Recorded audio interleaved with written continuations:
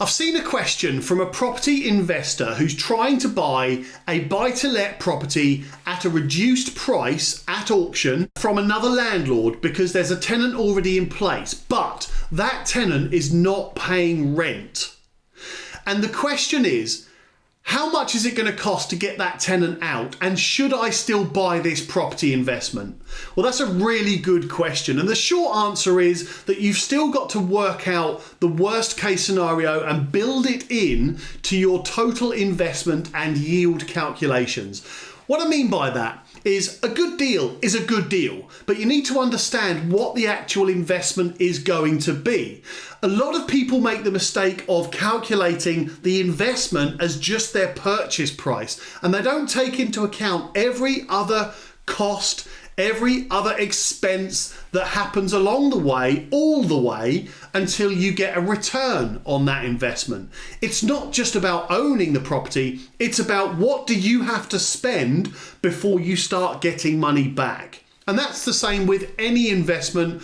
Doesn't matter what you're investing in, your return on investment only happens when you start getting income from your investment. So that's why I say the first thing you need to do is understand what is your actual investment. And in order to work that out, we need to understand what the worst case scenario is for this particular instance.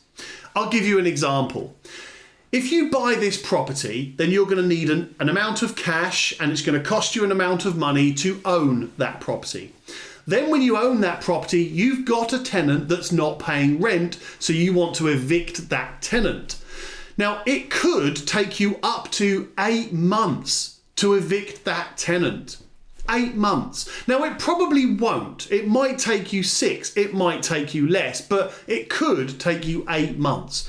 So for your investment calculations, you need to work out how much is it going to cost me to own this property and evict this tenant. Because remember, you're not going to get any income for that 8 months that you're evicting the tenant. So therefore, it's all additional investment that you have to make in your property investment.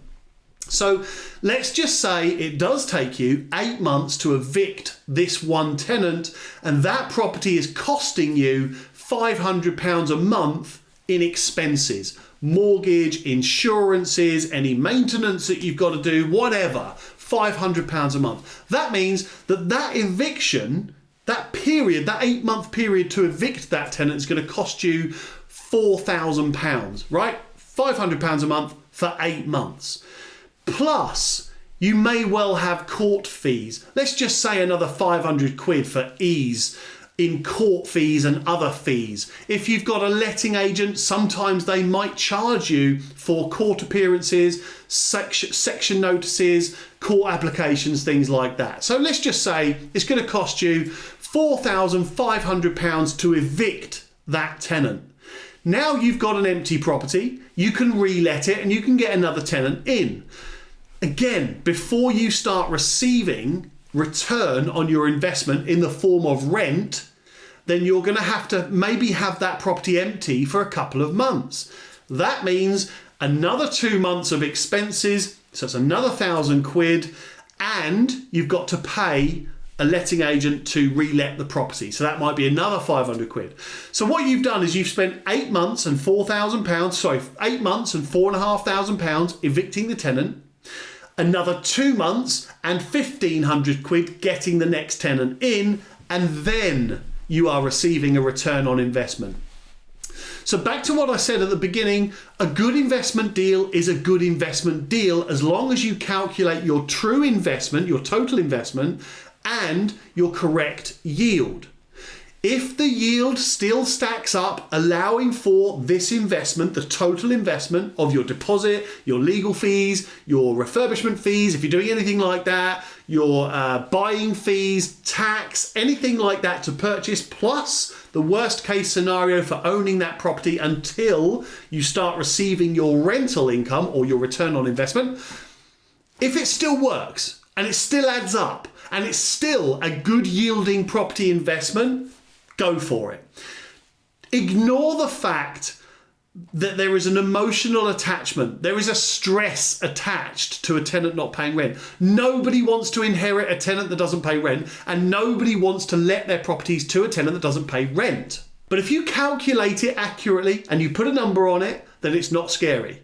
You now know that you're going to have to invest a further 6,000 quid in this property investment deal.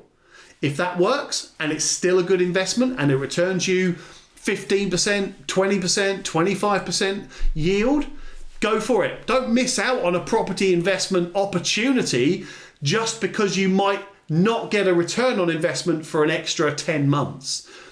A good deal is a good deal. So remember those things. When you're calculating if this is a good investment or not, don't just calculate the purchase price or the cost or the cash that you need to invest in order to own that property. It's about what is your investment all the way up to that point that you receive a return on your investment. So I hope that helps, and I'd love to know if you've bought a property from another landlord with a tenant in. I myself have bought loads of properties with tenants already in place. Some of them were paying rent, some of them weren't. You just have to build that into the calculation. And I also have been running, by the way, I should probably mention that I've been running a landlord to landlord property sales service for the last few years, which has become more and more and more popular as the years have gone by, because more and more property investors want to buy a ready-made, ready-tenanted, ready-packaged property, buy-to-let property, which is achieving rent from day one. Now, admittedly, not in this case, but 99% of the time, tenants are just paying rent. And so if you buy a ready tenanted property from another landlord, the day you own it is the day you start getting a return on investment. So I can see why they're attractive to people. And also I see more and more and more landlords selling tenanted properties.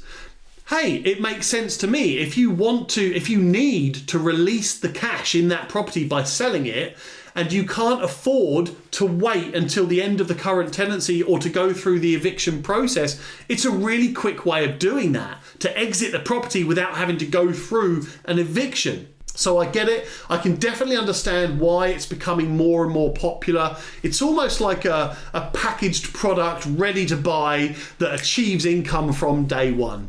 So look, hopefully that helps. I guess in summary, a property investment is a property investment. You just have to know what your actual investment is and what the return on investment is. So I hope that helps. Good luck to everyone. Speak to you soon.